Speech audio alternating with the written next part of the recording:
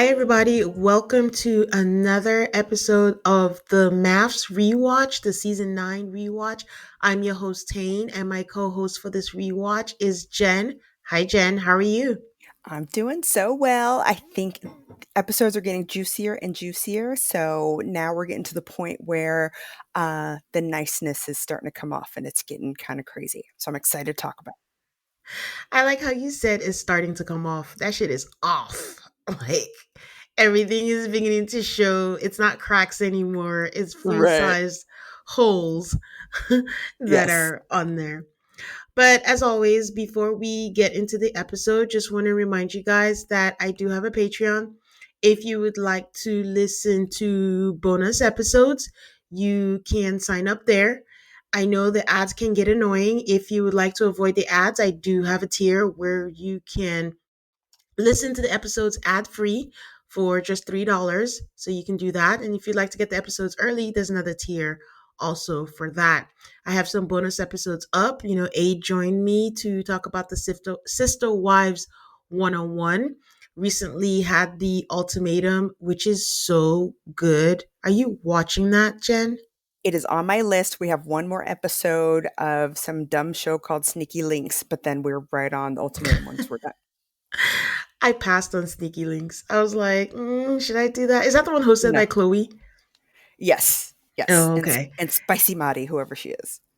But I pass on that. But yes, the ultimatum is so good because the queers do it better. Like, it's just so messy.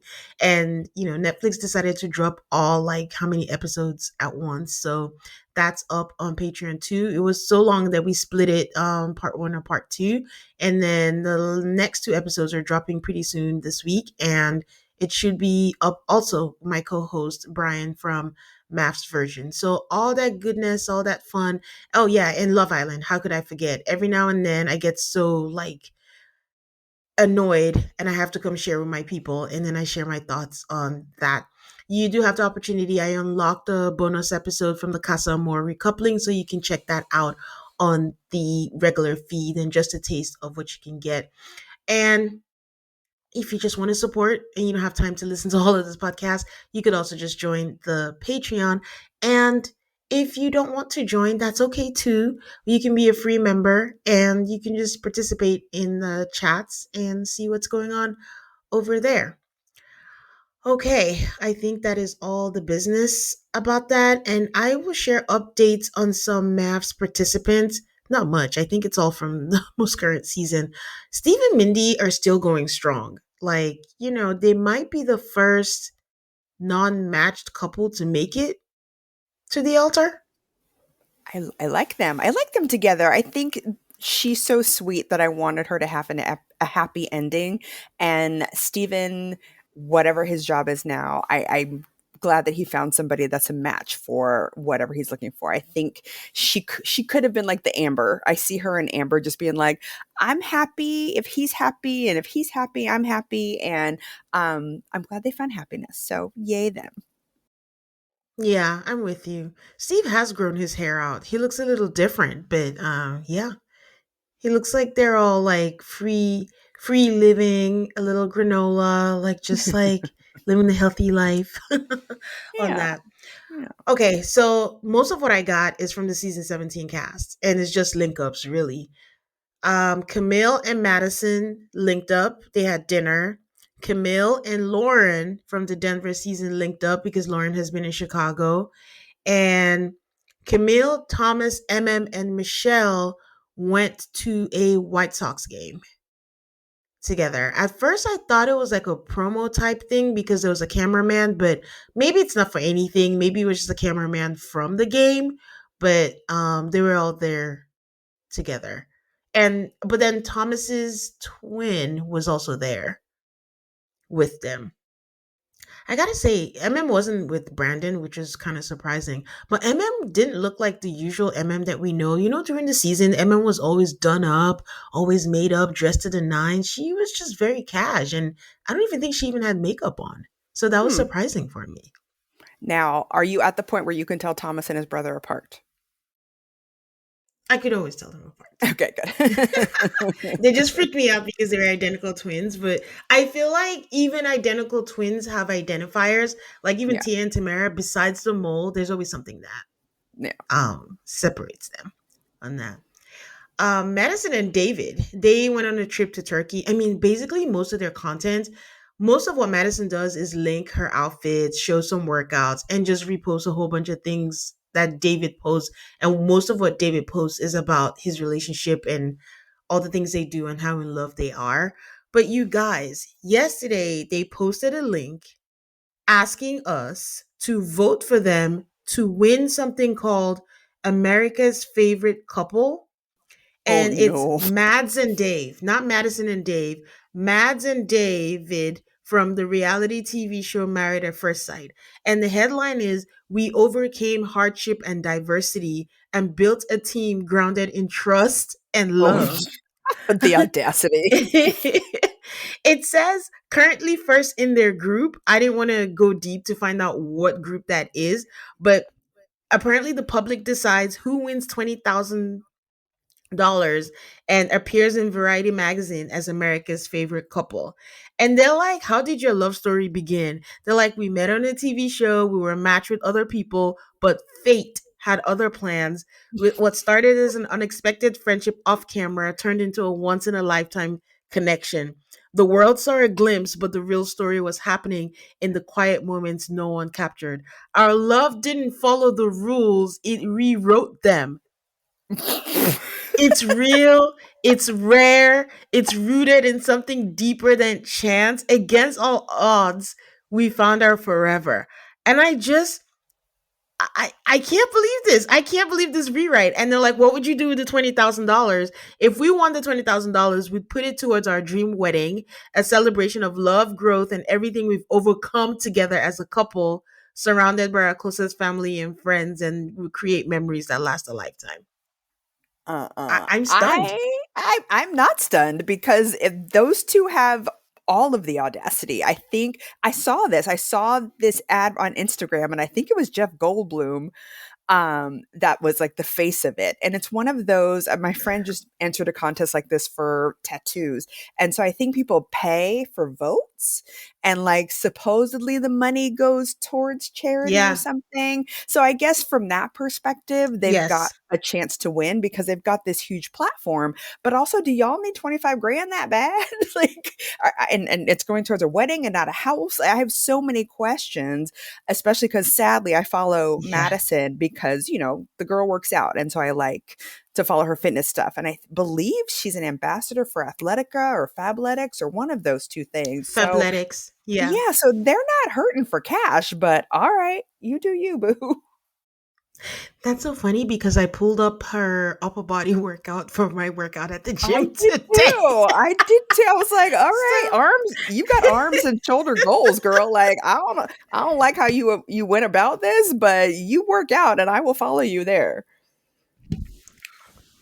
yeah, I'm telling you, at the end of the day, that's what, if the marriage is not working out, the influencer lifestyle is what they're aiming for. And I don't blame Yeah. them. I mean, who wouldn't do that to earn money or earn extra money when it's something you already do? She already works out. Why wouldn't she just work Mhm. out with Fabletics? And she Right. seems to have a bunch of collabs that are going on because David is always like retweeting, is like, "Doing your thing, girl," and stuff like that. So I mean, good luck to them. But if you're interested in supporting and making them America's favorite couple and helping them get money for everything they've overcome in a relationship built on trust, just go to their pages and go help out in that way.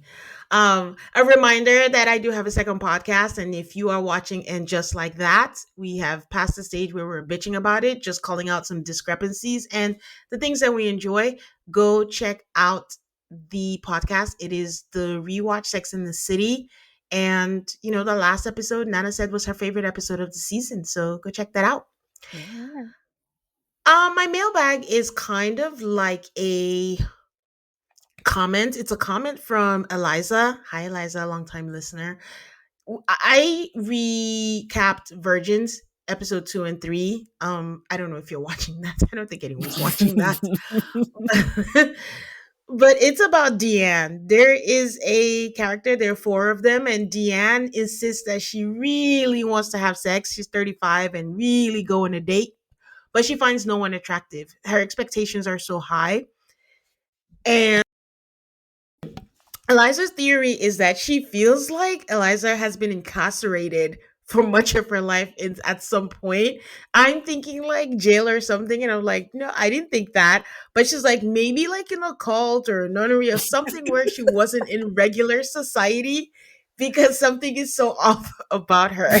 And that made me laugh. But maybe it's not off. Maybe we're not being told the whole story because something is kind of like, really off. So if you're not watching Virgins, it's a new TLC show about four adults who have not had sexual intercourse in their life. Not like Iris, like really, they've done nothing. They haven't gone on dates or anything. And they claim that they would like to break that cycle, and we're following their journey, and they all have different journeys. So we have a character who, in my opinion, watches too much porn, and all she does is Mm, talk about nasty sex. She's a 41 divorcee that has never had sex and wants to be tied up, and there's a lot going on there. But I have mm, recaps up. I recapped the premiere with Jason, and I recapped episodes 2 and 3 by myself. It's just 3 episodes, so you can catch up and see if that's a show that is up your alley. No, I because of you, I started and just like that, and so I'm very slow. I'm only 2 episodes in, and I'm waiting for it to get better, but I'm relying on your rewatch to get me through. don't don't base it based on the first episode because the premiere episode was really bad. So, but Yes. it got better. To me, it Okay. got better. So yeah. Okay, good. Okay. I am trying to let me tell you, recording a podcast with a cough is very hard. Oh no, you're doing it. You're doing it though. I mean, the most professional in the business. You got this. Thank you, thank you. Okay, so let's dive into these couples, our season 9 couples. And to switch things up a bit, we're going to start with Amber and Matt. We left Amber in the last episode in a puddle of tears. The girl was losing it. And we start the episode with Amber still in tears and clearly has been crying all night. She's in a selfie cam and she tells us that it's 2 p.m. Matt didn't come home last night. She has not heard from him and she's so upset that she did not go to work. I, Mhm. I'm trying to be compassionate. Like, okay, maybe she really is that upset. I'm just trying to think of I just met a man and I'm so upset and I'm gonna affect my bread and butter because of this man. No, could not be me. I mean, But maybe it could that's be what me. I don't know. PTO is for. PTO is for like whatever. I just didn't come in that day. That's what it's for. You're fine. So she says she went through his nightstand or something and sees that his wedding ring is there. It's an empty drawer too. It's just the ring is sitting there, all in his lonesome. She says it is the worst thing that has ever happened to her, and I'm like, did your mom leave you? Is I that literally said besides the point? I said the same thing. Like, didn't your mother tell you she was a lesbian? Leave. Did not come for any of the big moments in your life. But this dude that you barely know who isn't communicative didn't come home. That sounds like a relief to me, but you do you, boo. But she says she still wants to work things out. Like she just needs to hear from him. So we see Amber still sad in the chair when Matt walks in and says, "What's up?" Like nothing. Uh-uh. Mm-mm. This woman has been crying You immediately know. all night, and she says, she's hurt and she says why she's hurt, like you didn't communicate, I don't mind that you, your friends and all that stuff. And he says, yeah, sorry about that. And like he just didn't have any plans, so he was just rolling, through the night. She brings up his ring and she's like, that's a sign that you're not taking our marriage seriously. He's like, yeah, I took it off to work out, I was planning to come back home, I didn't think I wasn't, yada yada yada. She reiterates that she's not mad that he went out, but it's the no communication that is getting to her.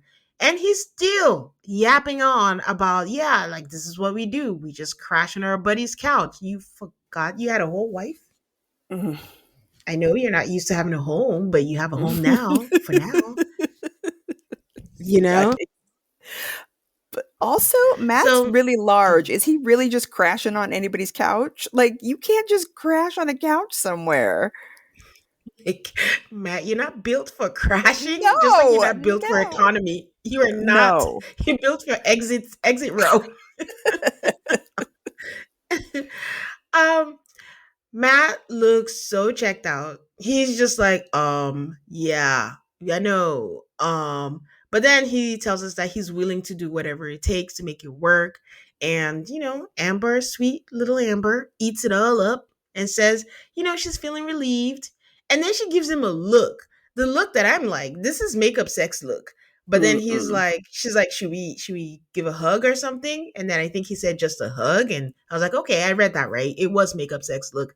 So she goes over to him, straddles him, they make out, and I'm sure that led to actual makeup sex. Mm-mm. So Dr. Pepper comes in, they flew her in, and we're gonna get to Beth and Jamie, but the way she came in seemed like she had to come in immediately for them. I always want to know if it's just timed correctly or if it's an emergency or if she was already on her way and this is just a good time for her to come. So I don't know because she's all the way in Seattle. Yeah, and they're all in the same building, so it was like, these two are imploding, so let me just come in and take care of everybody all at once. This we're gonna jump Yeah. the gun on whatever this is scheduled because there's a lot going on. Bring her in. It's an emergency. Mm-hmm. But seeing Dr. Pepper and Matt hug, that's a sight. That's like a height discrepancy if I ever saw one. Yes. So Amber had sent Dr. Pepper a teary video. Like, I'm so sorry, guys, but it looked like a hostage video.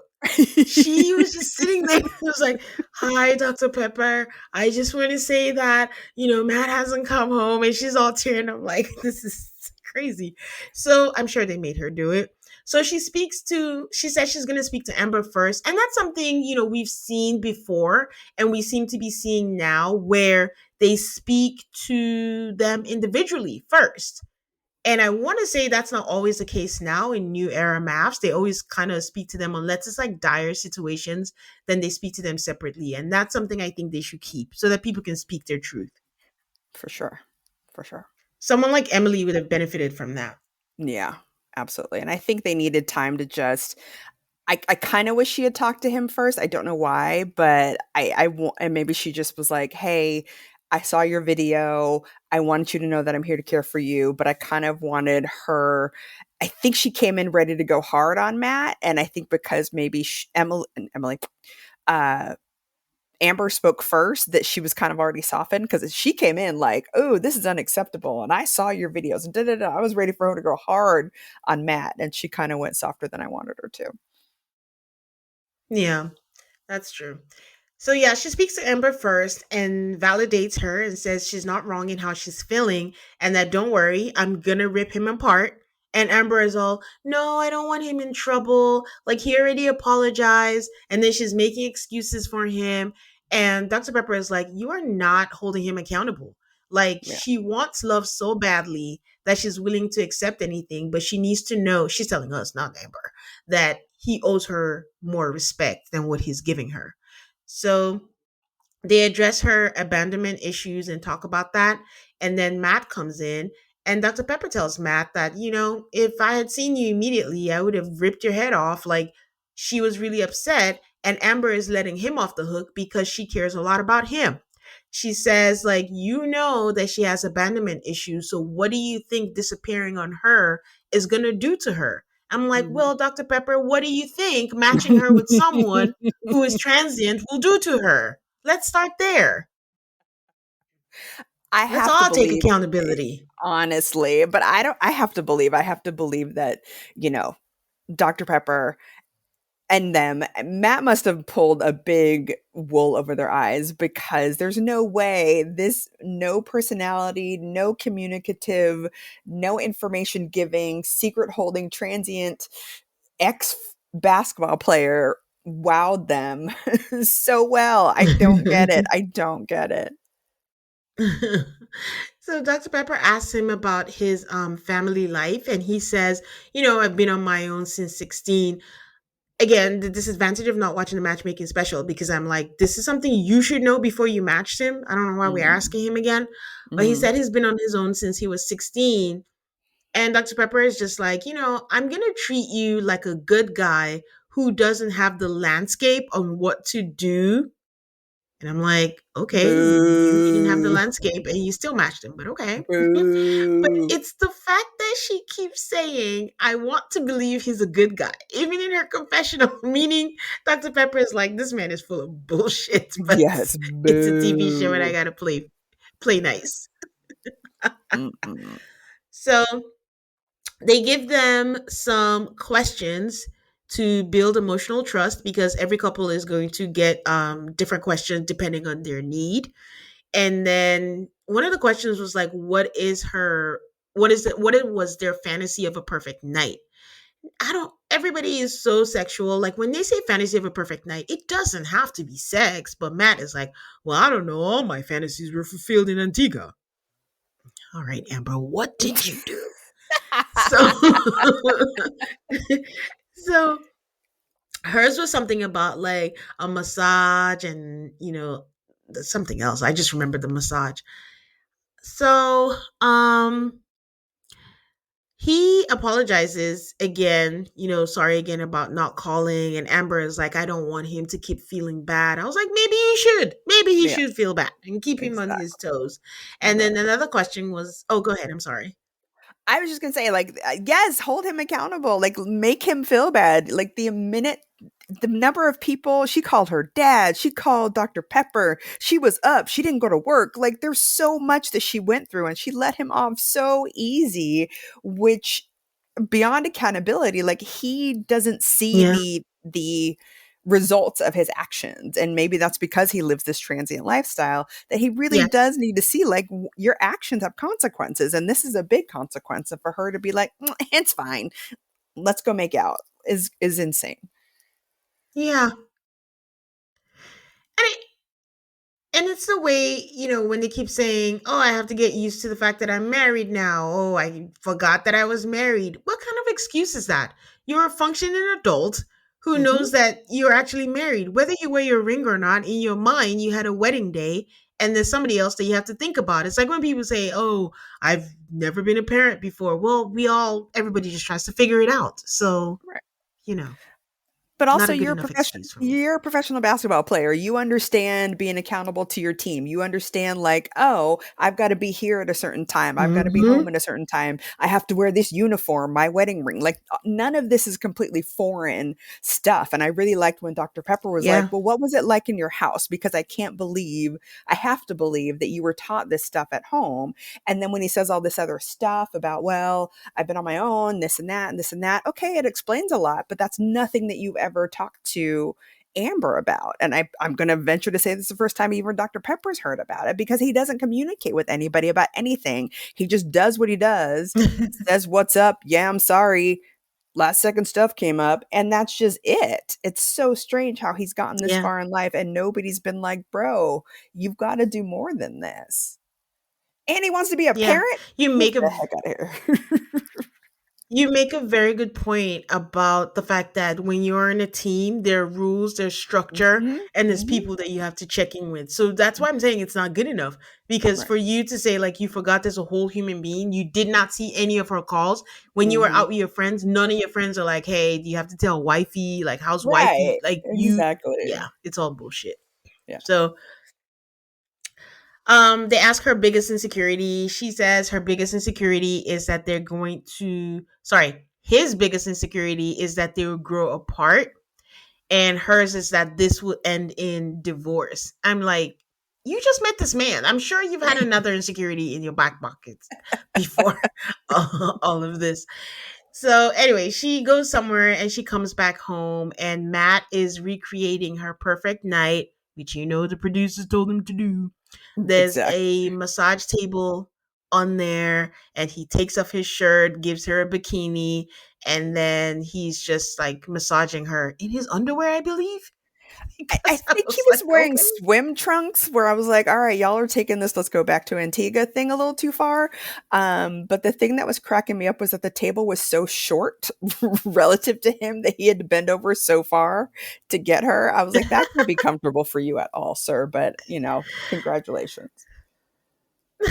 Yeah, that's. I think they look like compression shorts or something like that. But I'm like, Mm, okay, do what you need to do. But either way, Amber is so happy. Dr. Pepper is right. She wants love so badly hmm that yeah, anything would do. hmm Anything else that you have on Matt and Amber? That was all I had for them. I think it was, and I think I forgot to mention this last week, and it's one of the reasons why I just distinctly dislike Matt.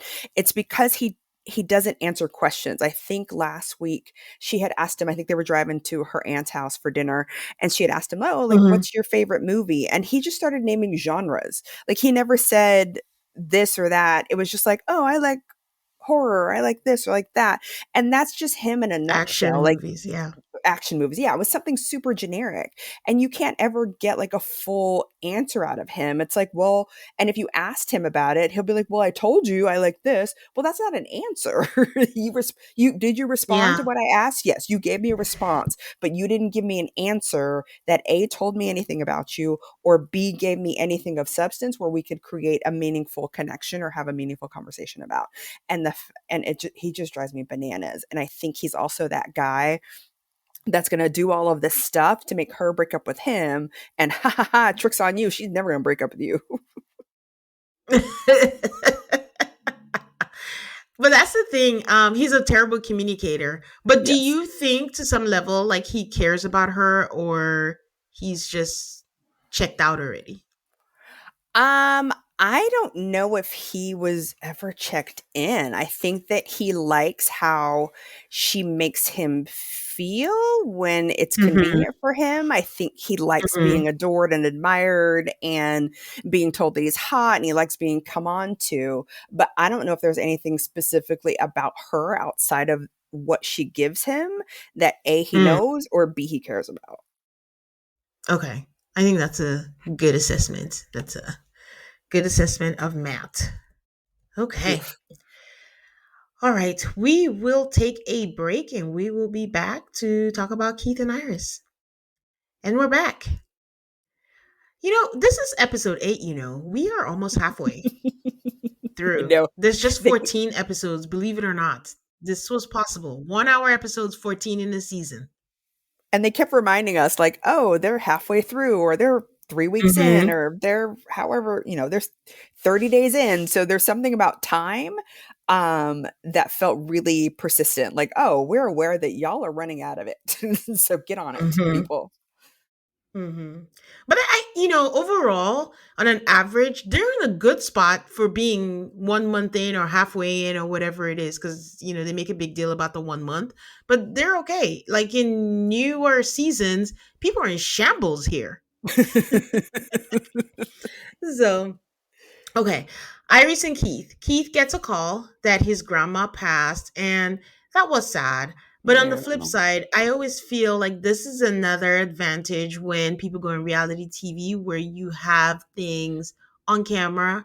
Not like you can't record on your phone and things like that, but there's something special about having it on tape and you Yeah. can watch this moment forever. And I think this happened also with Shaq where his grandma was at his wedding and passed not long after. So, and she looked, really pretty at the wedding and really happy for him. And, she got to be there, but it's just sad that he lost his grandma.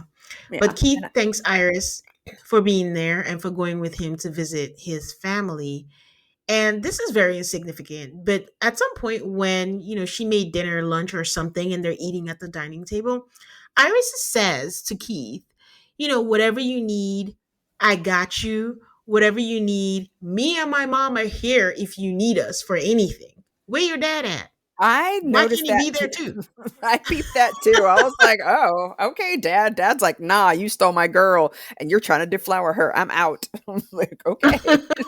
Yeah, that was so weird. And I was like, is this some gender role thing where just the women take care of the grief part and dad's not included? I don't know. I just thought it was very interesting. So I'm glad you noticed that too. Yeah. So Keith feels very grateful to have Iris, and they actually play a little footsie. I mean, I'll take that over the high five. So a win is a win. And they get their fishbowl questions because Doctor, I think it was Pastor Cal, or I think they took turns to say why they gave them whatever it is that they gave them, but they got the fishbowl questions because they believe that they need to dive deeper. Yeah. Now they're going through these questions, and one of the questions are, "What is your favorite sexual position?" Why is that question in the fishbowl? I and my husband and I were watching this together, and it was a debate because he felt the same way. Like, why are they putting this on her? And I'm still like, well, because they're not talking about this stuff naturally. Like, I think even though you're not talking about the when and why when they're going to have sex, it's good to know, well, let's talk about getting there and what that's going to look like. Because when it does happen, we want to know that we're going to approach this in a way that's Yeah. comfortable. So I think it's natural for them to talk about it. And also because she's not like your TV show 100% virgin. She's done stuff before. And I don't it seems to me like she just didn't want to talk about it on camera. Um Mm-hmm. but if I'm an expert and I'm not seeing it on camera because I'm watching tape, then I'm going to force the conversation. And so I don't think it's out of bounds for them to have that. Even if she hasn't had the experience, she knows what she likes, she knows what feels good, but also it'd be nice for her to know for her partner. I don't think just because you're a virgin means you should not have any knowledge about what sex looks like. And especially if you're going to have it for the first time, it should be something that you're prepared for and you know what you want and he knows what you want so nobody gets surprised by anything. So I don't know, I didn't have Yeah. a problem with it. Okay. I think that's a good angle. When I sat down to think about it, the other thing I thought of is we're doing this thing that MAFS is known for, where they focus on just one half of the couple. More than likely, it's the woman. Right. We're so focused on Iris being a virgin, Iris being a virgin. There's not a lot of questions about Keith. And I think the other thing I was thinking about was like, you're right. It's good to know also for her Hmm. what he likes, Right. but the way they're editing it out to be, or the way they're framing it to be, is like focused on her. But I think they could have asked, if it was for her, they could have asked different questions, like, what are you comfortable with? What are Mm, some non-sexual things that turn you on? What right. are some non-sexual intercourse things that you enjoy, like maybe a kiss at the back of my neck, or hands being brushed, or whatever. But the way Iris is making it out to be, yes, she didn't want to do it on camera, but you can't come on the show, lead with the fact that you're a virgin, make that an entire personality, and when anyone wants to work with that, you back out. What Right. did you think? If you go on a reality show and you tell them you're a virgin, you have given them the golden Ammo. ticket. The That's ammo. that is what is going to be. If you know you're not going to be comfortable talking about that, we're going to talk about that ad nauseum. You Every day. know, What'd you have for so just breakfast? You're a virgin, right? What do virgins eat for breakfast? Oh, we liked your necklace. What is that? What virgin necklaces wear? I like everything's going to be about you being a virgin. You brought this on yourself. But also to your point, like she could answer it that way. She doesn't have to be stuck with what they're given. And Keith is, again, he's not a jerk. He's a very patient Mm, guy. And I think it's very easy for her to say, I like this, or I like this, or hey, let's talk about it off camera. And then they mhm. talk about it off camera. But I think the point is it's not happening off camera. And Yeah. so they're forcing the issue. She should have got the hint now. It's not Yeah, going to happen off camera. Like, they're going to make you do it on exactly. camera. Or you could even make it playful, even if you don't want to talk Hmm. about it. You could easily say, like, even when she said not applicable, that was funny. That was Yes. okay. And then when you ask anything, it's just that as you go further, she becomes visibly so uncomfortable that it becomes like weird. So, he says, his favorite position. It took him a while to answer. I'm like, Keith, you had an empty pack of condoms. We know. Like, you just did stuff. Like, it's fresh at the top of your memory. This trying to think about what it is that stop. So he says doggy style. And she doesn't want him because it says, what's your favorite position and why? And she's like, I don't want you to say why. I'm like, ma'am, how do you plan to proceed if you can't remember that? When was it that we had that episode where it was like, if you're not able to talk about sex, then maybe you shouldn't be having the sex. But Right. she plans on having sex, and this is your husband. Why do you not want to hear why? Right. But also And she asked him, like, yes, it was on the card, and I think he was hemming and hawing because he knew it made her uncomfortable, but then she said, "No, go ahead," and she pressed him on it. And he was like, "All right, here we are." yeah, she didn't see the why part. She saw the part, and then he was like, why does she's like, he asked her, why are you looking like you're looking so cringy and like you look Mhm. disgusted? Because for real, she looked disgusted. She Yeah. looked like someone had just taken a spoon of sand and forced it down her mouth. So the next question was like, how would you like for me to initiate sex? And she's like, I don't know. I've never had sex. I wouldn't know. I wouldn't want to know, ma'am. Again, Yes. it's individual.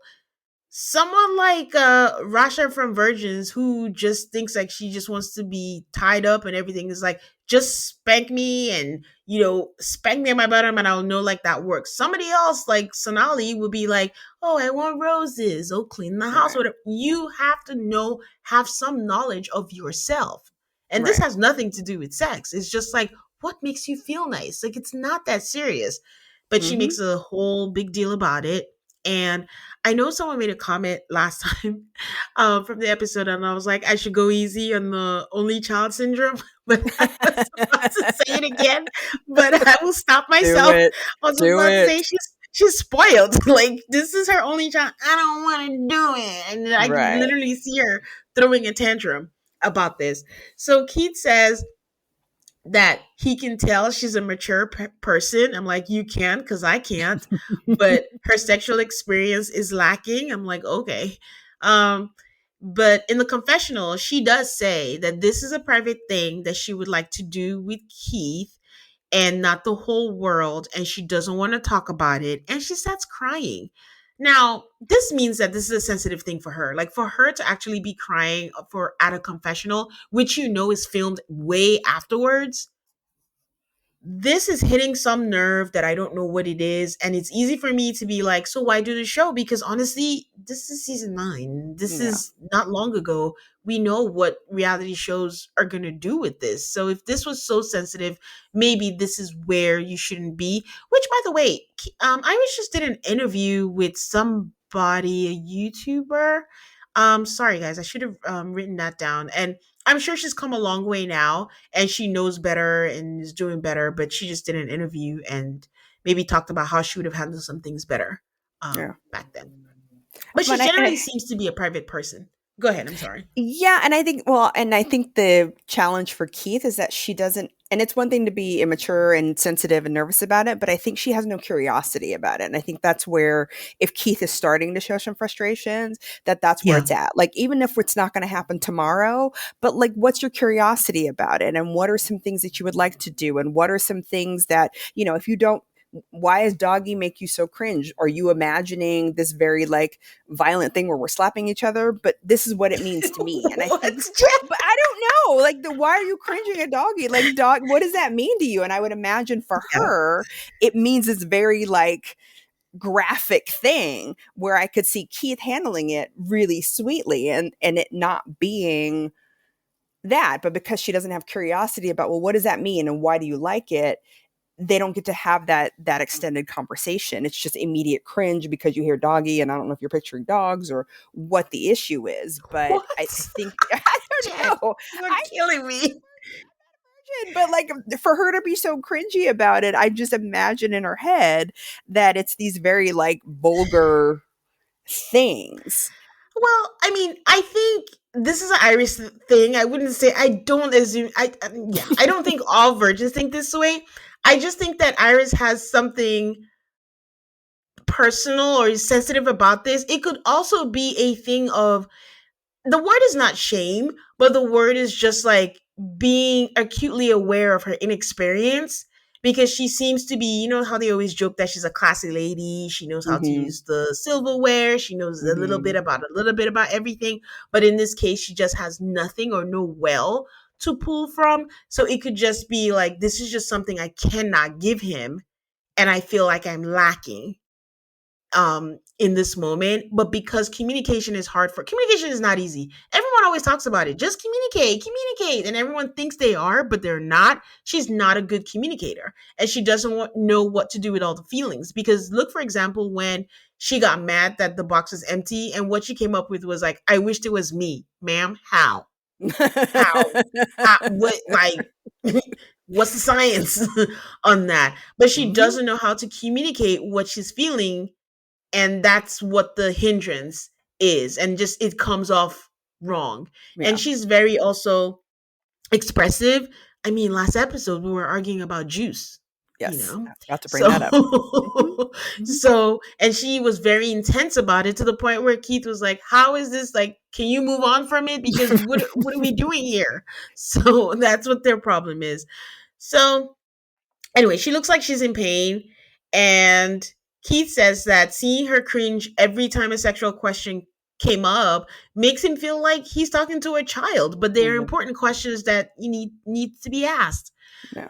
So they go to dinner and they talk about the game, and she says that she was just not in the right headspace. So I think I do want to give her grace, because I feel like there's something we don't know for it to hit that much. That crying really turned a corner for me, because for you to cry, it has to be something. And she said she was not in the right headspace, and she feels like intimacy is we know what intimacy means for her, but for him, what does it mean? And she doesn't want him to feel like his needs are not being met. I hear her, but they are not being met. Like, Right. it's just So what it is. But he's fine with it. So we can't say like exactly. you don't want him to feel like it's not being met. It's not. Yeah. And So the whole theme of this episode was trust and intimacy.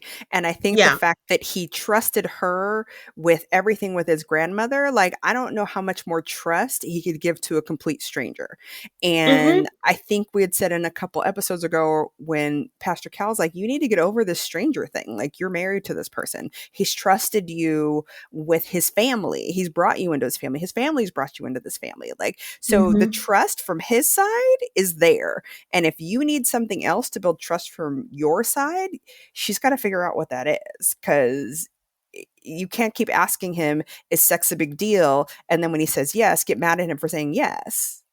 Yeah.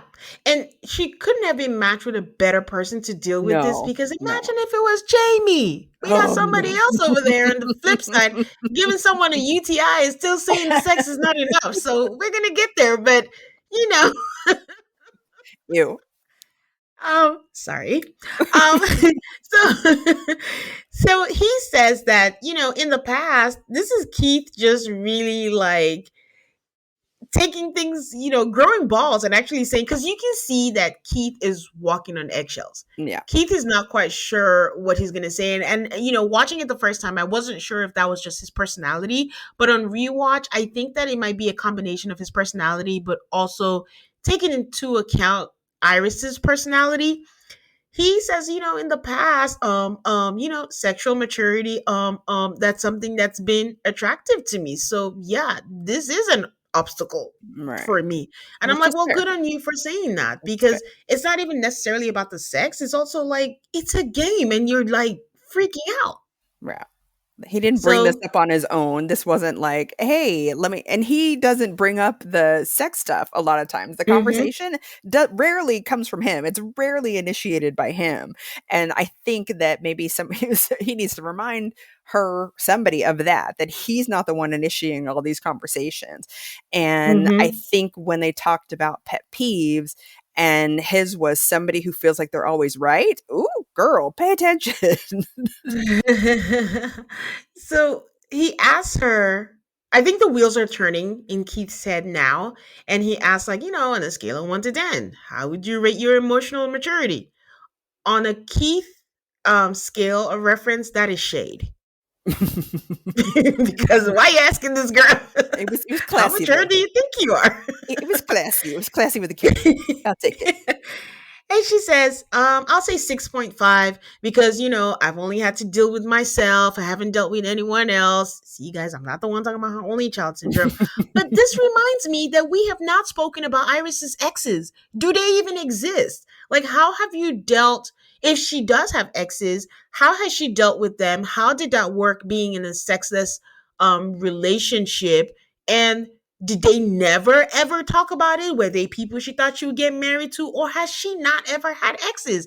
And No. we are halfway through and we have not spoken about that. Right. And I don't think they have either. And maybe that should have been the stuff that was in the jar instead. But they've got some of these Yeah. pat stuff that they're trying to get to on TV. And I don't know if she would have answered the X question on TV anyway. And I don't think it's Keith's place to ask. Mm-mm. um, because then that's going to send her in a spiral to ask about his exes, and then that's going to derail the conversation. So I don't know when the right time is, but again, that's some of that maturity, and that she can talk about an ex to say, "Hey, I had a partner. You don't have to name him, but like when he did this, I enjoyed it. Okay, cool. That's something for Keith to know, but it's also for something for her to know. But again, the conversations are just not there." Yeah. So Keith says that her being a virgin is tough and he does think about it a lot. And actually, you know what? It is a concern. So I don't know. After saying all that, Iris thought that the next question to ask is, how big of a factor is my virginity? How much does it play into your decision for decision day? And Keith is like, well, you put me on the spot. He didn't say that. His look just looked that way. And he's like, I can't say how much yet. And she says her heart is sinking because it's beginning to dawn on her that this may not work. Which is true. I don't know. Forever and ever this season, I always will and continue to blame the experts that they just should not have had a virgin. I mean, we haven't had anyone since then, but what could have been if Keith had had like just, a partner that just wasn't a virgin, man. Ooh, what about if he had a Lexus? Oh, I don't think they would work. Oh, you don't think so? I think there would be No. a good balance. I think he would like her energy and her excitement, and she would like the family side. I don't know. I like them together. Ah, interesting. I can see him with Jasmina. Now that Ooh, oh, dig it! that would be a couple. Like, Maps Power has couple, tried power Maps has couple. tried to do like a second chance type thing. It failed so woefully. They never brought it back. And they didn't bring back people. They just brought back David from whatever season. And he was in an Atlanta season, I think the original, and Vanessa from the Atlanta season also. And then they brought a whole bunch of people that we've never seen before. Oh no, maybe they should put you on the case and have you pick, and then go do the show from there. I feel like a lot of Maps people are like, I would never come back and do this again. So yeah. All right, guys, taking a quick break and I'll be right back. All right. Beth and Jamie, this couple, again, they get the most screen time because there's just so much material on here. So we get this odd scene of Jamie sitting cross legged on the couch, glaring at the floor. And then I'm looking at it like, huh. And then the camera pans to the bedroom, and Beth is doing the same, but she's on the bed. But the creepy part about it, well, maybe not creepy, or is it cute? I don't know. Is they're both matching. They're both wearing green shirts. I But noticed I that don't too. She's just cuddling her dog, looking, glaring at the floor in the bedroom, and he's just there on the couch, glaring on the floor. Jamie tells us that he didn't stay home last night, and if not for the fact that Dr. Pepper is coming today, he wouldn't be there. And he just doesn't see a happy outlook for this marriage. So Dr. Pepper shows up and she's like, I've seen both of your films. We get an extensive write up every day about both of you. So I'm up to speed on what's happening. So she says, but I want to start with, what do you guys like about each other? And Beth, God bless her. She's like, I don't know if I'm in the mood to start saying things that I like. Like, I'm shut down. He said he wants a divorce and it's just hard to try and communicate anything. And good on her. Like, sometimes I know they're quote unquote the experts, but sometimes it has to be a human touch. You can't be so mad at someone and then you're like, say nice things. I don't want to.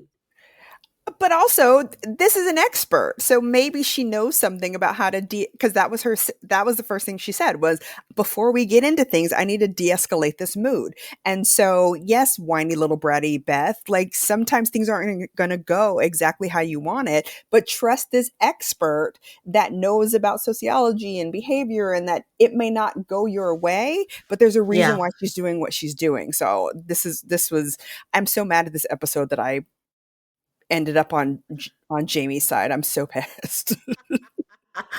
Okay, so Dr. Pepper comes in hot, and Dr. Pepper is like, listen, both of you are to blame. Neither of you have boundaries. Neither of you watches what they say when they talk to each other, and you both incite bad behavior towards each other.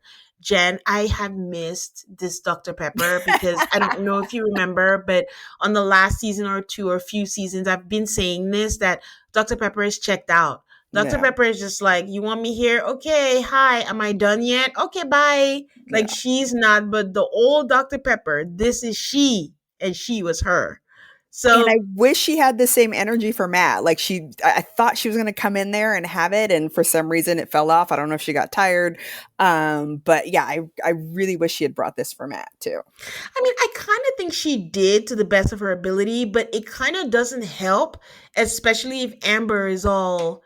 I think she fine tuned it to the mood of what she saw. She had the plan, but Yeah, she had to quickly pivot when she saw that, listen, Matt has apologized. Like, if he hadn't and they were still like in the Beth and Jamie situation, you are not helping if you're belaboring the point no, because he already said, I got it. I'm wrong. I should have done this. It's just, pointless. But I think she still kind of told him, like, she's not checking you because she cares about you, but I'm not hers. But right. you need to fix up. So she tells him, like, if you said the things that you say to a boss, they will fire you and they need to take responsibility. And he's like, you will ruin this or any relationship. Like, she went beyond. She's like, even if this doesn't work, if you go to any other relationship, this is not gonna work. And then he's like, you need to apologize to Beth for asking for a divorce. And he does apologize. And then she's like, okay, I want to talk to Beth alone, and she's afraid that they are way into toxic fighting. This was a point where I realized, Jen, like, I don't even understand or know why I am not doing the bouquet and ashes for this rewatch. I Oh just, yeah, I was like, what the heck happened? But, anyways, if we were doing it, Dr. Pepper would get my bouquet because yes, this scene just made me so happy. Like, it's like children called to the principal's office, and the principal is just like giving them the appropriate amount of scolding to shame you and to course correct right. And into I the think right she place. gave them, and a lot of times when people go to therapy, they're worried that, oh, we just talk about things like, if you, and Orna from couples therapy does a really good job of Mhm. like stopping people and like, let's talk about specific things. So I think Yeah. when she brought up like, let's be constructive, let's be reasonable, let's be kind, like, oh, that's something both of them can understand and take away from. So yes, she hit it out of the park. All of the bouquets for this episode. Yeah, especially when she said, if you were a boss and they will fire you. That really resonated with Jamie. I mean, For not Beth. sure. Not Beth, Beth, because she Beth ain't got for her her, daddy. her daddy murder. But you can see him just vigorously nodding. I was like, oh, yeah, that's true. That's true. So she's along with Beth, and she's like, okay, I need to understand what triggers this nuclear outburst from you. Like when you said she chuckles and is like, he makes love like a Caucasian. And they play a flashback again. If you're counting, that was like Yes! number three. They've been playing that back all episode long. BCS. So BCS. she's like, yeah, I only said it because he was implying that we had intimacy problems. And I just took it like you were using me and making it seem like I'm only good for sex. And it's so crazy what insecurities would do with your mind. Because I know what she's saying. She just had a moment of insecurity where it was like, do you even like my mind? Because when they were fighting and he said, you keep asking me, do you like me? Do you want to leave? Do you want to stay? And she's like, okay, do you just want me for sex? And she's feeling like I have nothing to offer except sex. And then Yeah, she had to uh, lash out with that. yeah, it's tough though because on the one hand she leads with sex, so I don't know how, like Jamie's in a pickle where he's like, I want to get to know you, but also you're throwing yourself at me, and I what's a guy supposed to do, you know? So I don't know. I could see why Jamie Yeah. would be confused. Yeah. Yeah, I can see that. But honestly, When I watched it originally, and maybe in the reunion we would get more, and watching it now, I need more context. What is the basic Caucasian sex? What do you mean? Like, is she having sex with other races and there was a comparison? Or is it just because Jamie is Caucasian? Like, what was the background of that? So I'm gonna wait till Kevin, because I feel like that's a question Kevin would have asked, but that's the only thing looming in my head right now. So Dr. Pepper I says, I took that to mean that he just doesn't have a lot of swagger, that it's just kind of like, routine. Kiss, kiss, we touch here, we do this, the end. yeah, I know that, but that's not only relegated to Caucasians, right? So why didn't she just say basic sex? Oh, Boring sex. meh. It's the Caucasian. Like, is it just because he's Caucasian? I don't know. Those are the questions that need Good. answers.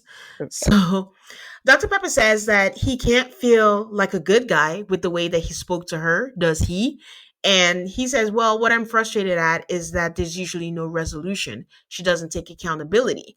And Dr. Pepper is like, yeah, you need to stay in the present, because when you bring up something, instead of you talking about what's frustrating you at the present, you start bringing up things in the past that weren't there, and you just kind of go off course. I do wish that she brought up with Beth why Beth was opposed to talking, when Beth starts going on about all you want to do is therapize, all you want to do is talk about our relationships. Like, well, that's what you kind of have to do when you have 8 weeks. So Yeah. I wish that she had said that. So Dr. Pepper tells him also, like, you can't leave. Like, well, by the time they all come back together, she tells them, you don't leave. You have two bedrooms, you have a couch, and when you leave, you're punishing your partner. She says they should hold hands, they hold hands, and then they decide that they're going to work. And then the next thing, I start hearing music, and I'm like, oh, this is bad music. What is happening now? They went on a walk after Dr. Pepper left, and Beth says she tells Jamie that she wants to take sex off the table. And then he starts pulling and dragging her dogs, and she wasn't having it. Like, you can take out your anger on me, but you cannot take it out on my dogs. Before I go further, Jen, do you think that that was drastic or valid that she wants to take sex off the table? I think that it's valid. I'm not going to tell her how to feel about what her situation is. I don't Hmm. know. I think what Dr. Pepper said to both of them is that you have a talent at attacking when you're hurt. And so I don't know clearly if she's taking it off the table to punish him, or if she's truly taking it off the table because her health is at risk and she wants to um kind of like reset. It's hard to tell with her. Like, I want to give her the benefit of the doubt, but again, she's very talented at poking and finding something that's going to hurt somebody. And so I want to believe it, but I could see why Jamie would have doubts. I don't know. What do you think? I'm laughing because she said health at risk. Anyways, okay, so if her health is at risk, aka the UTI, I mean, there's a difference between I need a break, a 2 week break, or whatever, or no, I absolutely don't want to have sex off the table. And it would be nice to know when she said sex off the table for how long. What Right. was she really asking for? But I think my thing is it goes back to a lack of communication. If you're feeling like you're being used, why not actually say, "Hey, this is what I'm feeling. Can Hmm. you like," and maybe give him an opportunity to reassure you that no, I'm not using you for sex. No, I'm not whatever. Like, taking sex off the table does feel like some kind of retaliation. Like, Yeah. this is something that you really enjoy. So no, I'm not going to take it. But how did she phrase it or frame it? Did she frame it like, let's take sex off the table while we build a relationship, and then we will do XYZ, or Right. not? Like, we're going to have talks. We're going to say we're not going to argue. We will have like a code word if one person's upset. I think they already had that, but they didn't utilize that or something. But it's just we don't have that conversation on camera, so we don't know what that's phrased like, but it did feel like some retaliation. But again, if it was a health thing, so that means that it was only like for a few weeks. And is he getting mad at the fact that she wants to heal and get her pH back to balance. Like, you can't be mad at that. But No, I think so yeah. that's I think there's a based on their lot that we don't history, know to make a yeah. complete. Based on their history, Sorry, I'm there gonna was like guess a it was oh, it yeah, it was my I was running my nails on the table, sorry. Um, I would say based on their history, it probably felt to him like retaliation because again, that's his biggest issue with her is that well, there's no resolution. She just does yeah. these things and says explosive things. But to your point, had she said, hey, instead of this, I would like this, or instead of this, let's try this. Like there's no resolution. She just makes these declarations and he's just supposed to say, okay, but you don't have an okay to a declarations guy. Yeah, and the other thing is they don't know each other, so they don't trust each other. Because, like, for example, one of the tenets for my husband and I, like, even if we're arguing or whatever, we know I am not the enemy. We are not, I love trying to make things worse for you or whatever. At the end of the day, even if we're arguing, we're still on the same side. But for right. these people, they're at war. Yeah. They're like, you go low, I'm going lower. So Exactly. And that's the theme of the episode. It's trust and intimacy. So they have the intimacy ish, but they certainly don't have the trust. yeah. So at this point, they are in the apartment. She is sitting, just staring at the ground again, while Jamie is vigorously shaking this tomato juice in the bottle. At first, I thought it was pasta sauce, and I was like, what pasta sauce is that watery? I But did it too. was I was like, tomato oh, you juice. got that right. You got basic Caucasian ragu. I got you. And she says, like, then she does this dramatic swivel and is like, so I'm gonna go home. And he's like, okay. This is after Dr. Pepper said the last thing she said was, do not go home. So Mhm. Jamie is just like, you can play it. I'm gonna play it cool too. So he's like, he's sipping on his tomato juice and he's like, so are you moving out for the night or are you moving out for real, for real? And she's like, just for the night. And then he's like, well, Dr. Pepper says that, we shouldn't move on. And she's like, everyone can fucking kiss my ass. And he says, I mean, that works too. It's so Yeah, annoying.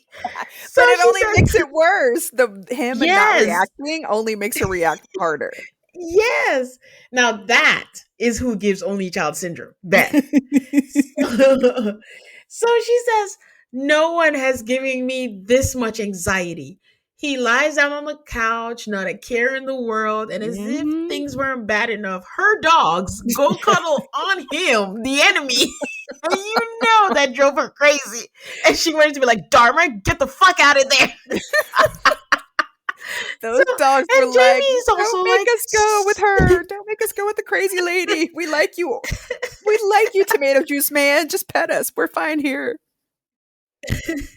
Jamie's like stroking them too. And she's like, and I just want to go. When someone doesn't react, she's like, I just want to go on the record that no one has ever made me question my character and try so hard to bring me down this bad in my life. So I'm going to leave. And I hope and I pray to God.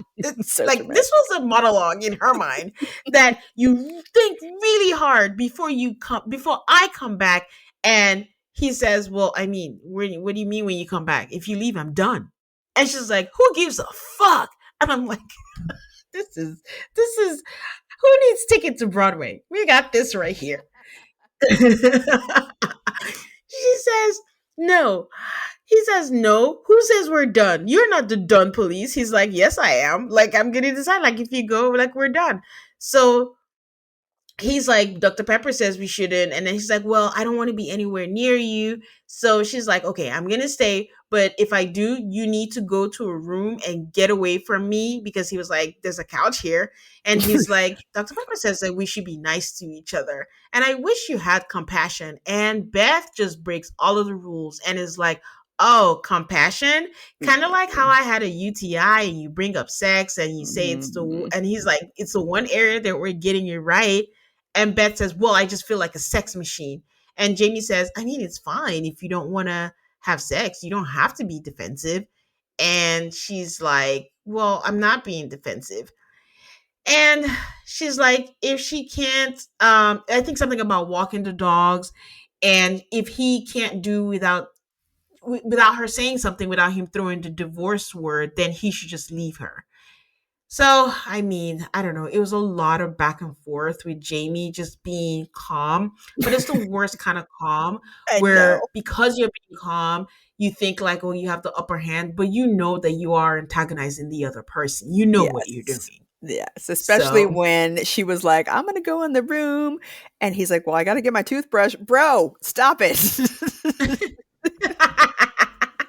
well, she goes in and brings the toothbrush and she's like, you can sleep in your underwear. And she slams it on the door. So at this point, we are 5 weeks from decision day.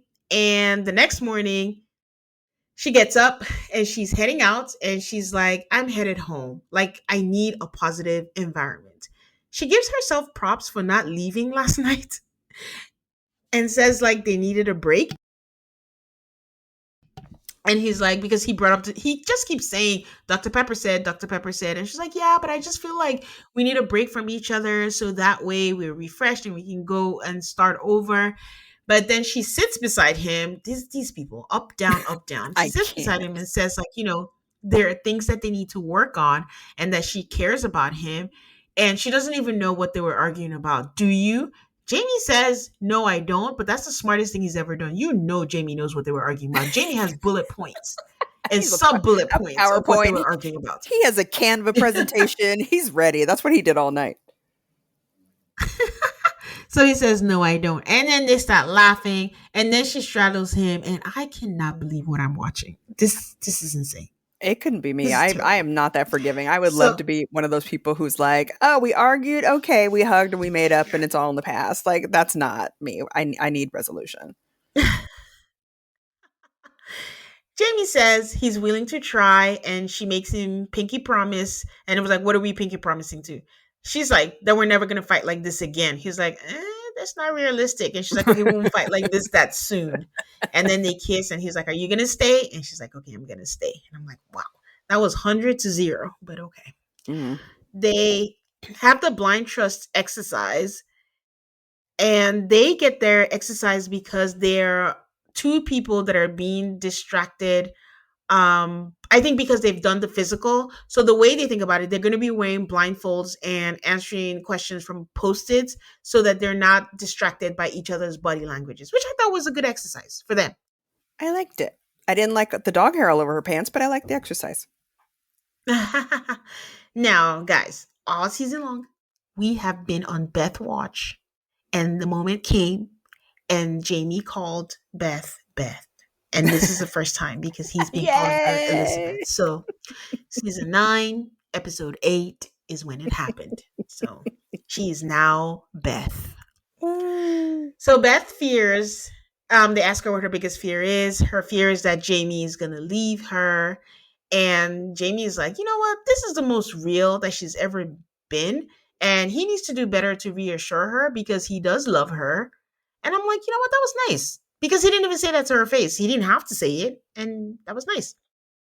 So he asks her for the sexy dance again, and she does something that is not remotely sexy. Nope. And honestly, I think that was Jamie's way of kind of trying to bring sex back in their relationship. Yeah. But they end the episode in a nice note because Beth is doing a full moon circle where they light candles, they have water and things like that. And Jamie's like, listen, I'm just going to go along with it.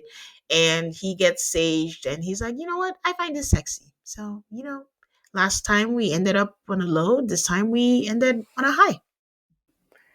Yeah, I think when she is, and I think the way he described her was like, "Oh, she's calm and she's directed and she's got focus." And I really like this this side of her. And it's like, yeah, this is kind of a mature, directed, targeted person that he hasn't seen before. So I could see why it was appealing for him.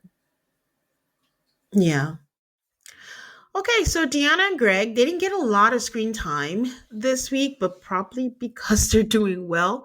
Deonna is sick and she's embarrassed because she has the bubble guts, guys. And she's like, we haven't crossed that line yet. If you haven't listened to my interview with Alexis, that is one of the questions I asked her was like, listen, When you guys are in the hotel room after you get married, how do you guys go number two? You don't know this person, you don't know anything. What do you do? And Alex was like, I don't have any shame, so not applicable like hers. Yeah, So, didn't she say but they were talking to each other from the toilet, and you were like, "Absolutely not." yeah, no, no, no, no, no. We don't need to do that when we just met. So, so Greg did confirm that he did get sex on his birthday, and he was very happy. He said he was passionate and it was great. But since then, she has been sick, so nothing's happened then. But he came back from work and he got her stuff from the pharmacy, and he said he wants to take care of her. But knowing her personality, she might not let him, and he's not wrong. Deanna is a special one. Hey, my boy said, "I'm gonna take care of her whether she likes it or not," and I said, "Yes." So they get their trust and intimacy game, and their game was to get them to let loose because they're always in their heads. So their game is something like a card game where they assign different shapes and numbers to actions, things like hugs or a compliment. And Greg is excited because he thinks it'll help Deanna with her guardedness. So the cutest part of the game was when she picked something and she had to give him 10 compliments, and our girl did not hesitate, gave him 10 sweet compliments and ended with the last one being like she loved his heart. And Greg just he wanted more and more and more, and it was very sweet. It was very sweet and cute.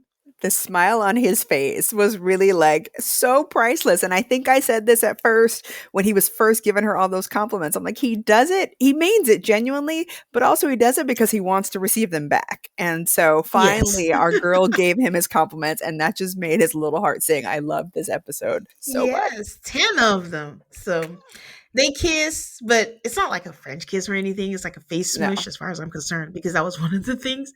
So Greg is treading lightly and brings up his birthday and is like, what triggered it? Like, how did that happen? And she's like, just living in the moment. Like, you just seem to blend well with my friends and weren't thinking about anything, and it was good. So Greg is like, oh, how do I just need continue? I just need to keep bringing my friends over. And Deanna's just like, ugh, stop overthinking it. Like, if it happens, it happens. Like, just, she said, be in the moment. So just be in the moment, and then things will happen if you're in the moment. Don't try to think how long is it going to be? When is it going to be? But quite simply, like I said, communication is hard. All Greg wants is like, okay, you're not sick anymore, no bubble guts. Can we get it in again? But instead of saying that, he's asking, well, how did we get there? What can I do to recreate it? And she's like, I'm not always going to feel the same way. So he says that he doesn't understand his wife in sex, so he just needs to know, and he that's something that he needs to know because he needs to feel confident on decision day. Because I think he asked her a question like, if we had sex every other month, would you be okay with it and all that? And she's like, yeah, we can work with that. He's like, yeah, that's not going to work for me. But again, flat out ask what you're asking. Like, you asked her Right. a question and she answered. Right. So but I think it's just a case of trying to pretend like they have conflict, but they're fine. Yeah. And I think in again, these are the conversations that make sense to me. And like, what is your frequency? I think, I was divorced before I met my current husband, and that was one of the things that I asked him. Like, we had a whole list of things we asked each other, like, do you want to have kids again? Do you want to, do I want to have kids? Do you want to be married Mhm. again? And that was a question I asked him, like, what is your expectation? Like, how many times a week would you want to have it? Yeah. What is your expectation? And he gave me a number. And so it was a number I felt comfortable with, and it's been a target ever since. So that to me is a Yeah. reasonable conversation to have. Yeah. Yeah. It's reasonable, but I think the way he was going about it was he wanted an immediate action. Yeah. And he And was he going wanted to about know it by asking all what these button do I need to questions. press? Is it A, B, C? He's like, I saw that Yes. Friends episode 123, 127. I got this. Let me go. 4, 7, 7, 7. Exactly. But yeah, so that was the episode. It was a good episode, I believe, and I think next week might be the 1 month anniversary. I forget, but It is. it should be fun. It's been a fun season so far. But before we wrap things up, Jen, share with people, where in the world is Jen this week? This week we're headed to Laos. We had to delay our trip because of my surgery, but we are leaving at the end of this week. So next time you and I talk, we will be in Laos, and I'm walking normally, and I'm very excited. So if you want to see me before and after surgery, you can find us on Instagram and YouTube at jns.adventures. Nice, nice. So happy for you that you get to walk pain free. Me too. And guys, you know the drill. You can find me also call MAFS, Instagram, Blue Sky, Threads, and Twitter. And if you are into Love Island, you can catch me live tweeting the episode on Threads and sometimes Blue Sky, but mostly on Threads. Please give me a 5-star rating on Spotify and Apple Podcasts because it helps the podcast. And until next time, guys, talk to you then. Bye.